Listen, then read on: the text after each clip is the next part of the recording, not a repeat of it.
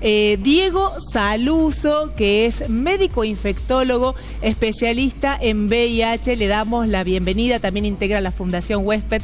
¿Qué tal, Diego? Bienvenido, muy buenos días. Hola, ¿qué tal? Buenos días, muchas gracias por la invitación. Bueno, un gusto saludarte, Diego. Primero, la verdad que un tema importante como es toda la información sobre VIH, y yo tenía algunas dudas en lo personal que lo he compartido con gente conocida. Los autotest, ¿están en la Argentina? ¿Los recomiendan ustedes? ¿Es mejor ir al sistema público, a los sistemas sanitarios para hacerse los test? ¿Cuál es la frecuencia para hacerse el test de VIH? Bueno, los test de autodiagnóstico o autotest son una alternativa más, ¿no? que existe para poder hacerse la prueba. Lo principal es hacer la prueba, ¿sí? No importa en dónde, eso a veces tiene que ver con un poco de la preferencia personal. Hay estudios hechos que demostraron que los autotest permiten quizás en algunos casos tener mayor confidencialidad, las personas que prefieren hacerlo en su domicilio, por ejemplo. Pero no reemplaza, digamos, el autotest a el ir a un centro y recibir el asesoramiento allí, digamos. O sea que están demostrados que sirven, que funcionan, que son útiles, pero bueno, depende un poco de la preferencia particular. Acá en Argentina disponemos de kits de autodiagnóstico, por el momento están disponibles en forma privada, digamos, para comprarlos en farmacias. Es algo relativamente reciente la incorporación. Pero bueno, recordar que también hay testeos rápidos que uno puede hacer en centros de testeo que hay por todo el país, que no son de autodiagnóstico, pero que brindan resultados confiables en 15 minutos, 20 minutos. Y luego me habías realizado otra pregunta. ¿Cada cuánto hay que hacerse el test de VIH? Bueno, también eso es un poco individual, ¿no es cierto? Uno recomendaría que por lo menos todas las personas tengan un test de VIH realizado al menos en toda la vida. Y la frecuencia a partir de allí depende un poco del riesgo. Digamos, en Argentina el 98% de las transmisiones se dan por vía sexual, entonces todas las personas que tengamos una vida sexual activa, sobre todo si no hay utilización de métodos de barrera o preservativo, deberían realizárselo. Puede ser en forma anual, es una buena frecuencia, y en personas que quizás tengan un mayor riesgo podría ser semestral o trimestral. También eso es un poco individual, pero bueno, una frecuencia anual está súper bien para la mayoría de los casos. Diego, tuve la oportunidad en algún momento de participar de un congreso de la Fundación Huésped, y un tema que se hablaba era sobre la falta de controles y de test de la población mayor de 40 años. ¿Por qué pasa esto? ¿La gente que es más grande cree que no se va a enfermar? Y bueno, ahí hay una falta de percepción de riesgo. A veces las poblaciones que se perciben más en riesgo, las que uno dice, bueno, están más sexualmente activas, quizás tienden a consultar más o a hacerse el test con mayor frecuencia, y las personas más grandes no. Y un dato que surge del boletín epidemiológico que tenemos acá en Argentina, que se hace cada diciembre, nos habla de que la mayor parte de los diagnósticos avanzados del VIH surgen precisamente en esta población, en personas mayores de 50. Es decir que son personas que quizás, esto de nuevo, no se perciben que están en riesgo, entonces no se hacen el test. Recordar que el VIH puede pasar muchos años sin generar ningún tipo de síntoma, uno se entera solamente haciéndose el estudio, y bueno, y de esa forma se pierde tiempo y se hace un diagnóstico tardío. Por eso es que, repito lo que dije antes, todas las personas con una vida sexual activa deberían realizarse el test independientemente de la edad. ¿Hay algunos mitos todavía por derribar sobre el VIH, Diego, sobre las formas de contagio? ¿O ya medio que esta información ya la gente la conoce de memoria y ya no es necesario repetir? No, me parece que siempre está bueno repetir y recalcar las formas de transmisión y también las formas de no transmisión, ¿no es cierto? Como a veces la gente deja de hacer cosas o deja de tener actividades específicas por miedo a transmitir el VIH a otras personas, y en realidad, digamos, no pasa por ahí.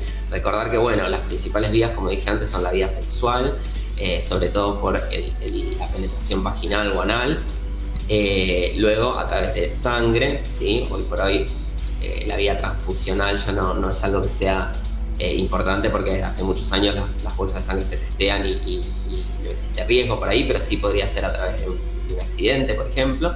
Y luego la transmisión materno-fetal, ¿sí? Una vía de transmisión vertical sería. Y luego hay un montón de otras vías que no son de transmisión. Recordad que la saliva no tiene virus, así que los besos, tomar mate, ¿sí? No es un factor de riesgo. Bueno, ni hablar de contacto estrecho con la persona, dormir, compartir ropa, digamos. Todas esas cuestiones no generan ningún tipo de riesgo en la transmisión. ¿Qué tal, Diego? ¿Cómo te va? Muy buenos días. Juan Luna te saluda y te quería preguntar un poco sobre cómo ha ido evolucionando la ciencia respecto a los medicamentos para el VIH.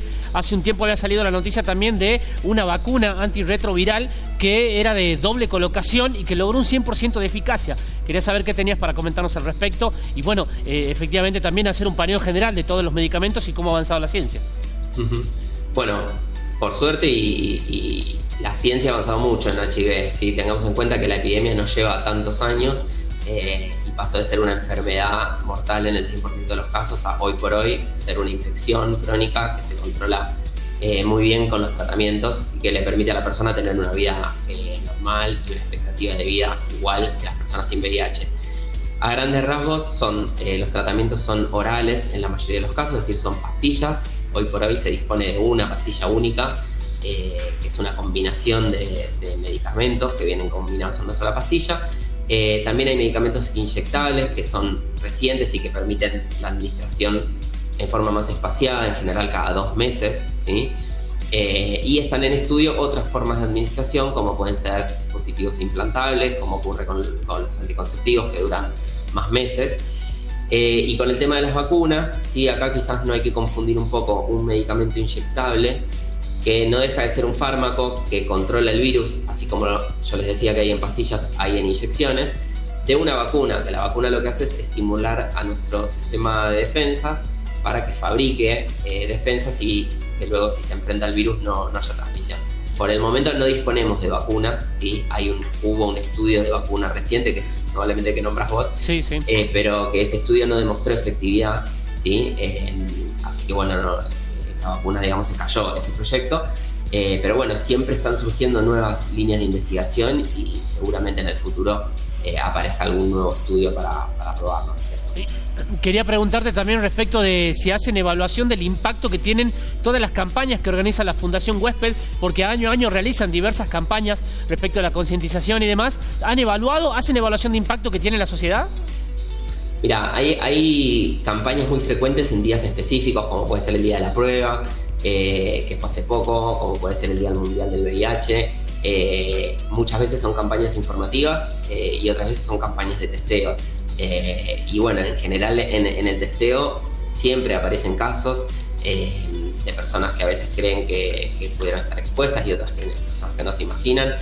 Y creemos, digamos, que si bien no hay una medición exacta del impacto puntual, sí esas personas se convierten en amplificadores de la información. Entonces, lo mismo que estamos haciendo acá, ¿no es cierto? Todas las personas que escuchen y aprendan un poquito más del VIH, que es algo de lo que no se habla todos los días, se convierten en amplificadores hacia sus amigos, sus familias, sus redes de contacto. Así que bueno, nos parece que es muy importante este tipo de, digamos, de información poder brindarlo, ¿no es cierto? Bueno, Diego, recién veíamos una campaña por redes de la Fundación que utilizaba un poco la película Inmensamente para hablar de ansiedad y la ansiedad que te puede provocar saber que tuviste una conducta de riesgo, por ejemplo, se rompió un preservativo y saber que existe la profilaxis post-exposición, ¿no? Y contarnos un poquito de esto, si está al alcance de todos y digamos de qué manera se la emplea, ¿no? Totalmente, sí, muy importante esto que decís. Hay 2 tipos de profilaxis. La más conocida quizás es la profilaxis post-exposición o PEP, que llamamos también, que es una combinación de medicamentos antivirales, que es exactamente lo mismo que toman las personas que viven con VIH, que se da en una persona que ya tuvo una situación de riesgo con alguien que tiene VIH y que no está en tratamiento, o a veces, bueno, con alguien que uno no tiene información. Y uno tiene 72 horas para empezar con la terapia y de esa forma evitar la transmisión, ¿sí? Siempre idealmente, si es dentro de las 24 horas mejor, pero hasta las 72 horas se puede dar y se toma durante un mes, ¿sí? Entonces esa combinación de medicamentos evita la transmisión. Luego tenemos la profilaxis preexposición o PrEP, que también es una combinación de medicamentos antivirales, en este caso es una combinación diferente, y que se toma antes de tener una situación de riesgo. Acá es necesaria una evaluación médica puntual, digamos, con cada persona para indagar un poco cómo es la vida sexual, cómo es el patrón de cuidados, de uso de preservativo, qué tipos de relaciones sexuales tienen, como para ver si puede beneficiarse con este tipo de intervenciones, que lo que hacen es que si la persona se expone y ya está tomando la medicación, no va a haber transmisión del VIH. Cualquiera de las dos estrategias está contemplada dentro de la Ley Nacional de VIH y, digamos, es obligatorio para el sistema de salud proveerlas en forma gratuita para la persona.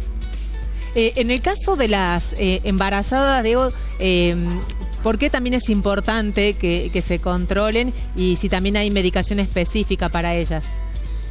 Bueno, en un inicio sí, había medicamentos que quizás no se podían dar en las mujeres embarazadas y en las personas con VIH que no estaban embarazadas sí. De nuevo, como la ciencia fue avanzando tanto, hoy por hoy los tratamientos como se toleran mucho mejor y vienen en combinaciones en un solo comprimido y todo, hoy por hoy las mujeres embarazadas pueden recibir cualquier tipo de medicamentos que le daríamos a personas que no están embarazadas. Muy importante los controles, ¿sí? La detección temprana del VIH en el embarazo permite iniciar el tratamiento, ¿sí? Hace que la persona controle el virus y finalmente evita la transmisión al bebé, ¿sí? Hoy por hoy, digamos, si tenemos un bebé que nace con VIH es porque hubo alguna falla, digamos, en los 9 meses previos, ¿no es cierto? Ya sea en la detección, en el inicio del tratamiento, ¿sí? En la retención de la persona en el cuidado. Hoy por hoy, con las herramientas que tenemos, podemos evitar ese tipo de transmisión. Diego, ¿una mamá con VIH puede amamantar a su hijo o esto todavía es un tema de debate? Bueno, es muy buena pregunta porque es un tema que es todavía un poco controversial. Digamos, hay evidencia, la evidencia inicial que es muy importante darla, que el tratamiento antirretroviral, como veníamos diciendo, pone en control a la persona del VIH y evita la transmisión sexual, ¿cierto? Eso está 100% demostrado. Ya podemos decir que hay 0 riesgo de transmisión de VIH si la persona está tomando bien sus pastillas y está en lo que se conoce como indetectable, es decir, que no tiene virus circulando en sangre. La evidencia para la transmisión por leche materna en las personas que están indetectables no hay un estudio que se haya hecho que lo demuestre, pero parecería que también se cumple. Entonces, algunos países están empezando a adoptar una medida un poquito más laxa en permitir que aquellas mujeres que quieran puedan amamantar, ¿sí? Bajo esta premisa, ¿no? Que tenemos información muy importante de otras vías de transmisión que lo avalan. Por ahora, en Argentina, los lineamientos que tenemos es todavía contraindicar la lactancia, pero bueno, hay que ver qué surgen en estudios futuros y bueno, qué más información podemos tener a ese respecto. Es algo que está evolucionando también. Claro, como todo lo que es ciencia y salud, digo, nos imaginamos que se está actualizando permanentemente. Te agradezco muchísimo este contacto con Ventana a la Ciencia desde Tucumán y te mando un abrazo grande. Muchas gracias, que tengan un buen día. Bueno, era Diego Saluso, infectólogo, integrante de la Fundación Huésped, hablando sobre distintos y una amplia temática, sí, ¿no? De VIH. Y con muchas preguntas que han quedado en el tintero, seguramente lo volveremos a atender en algún momento.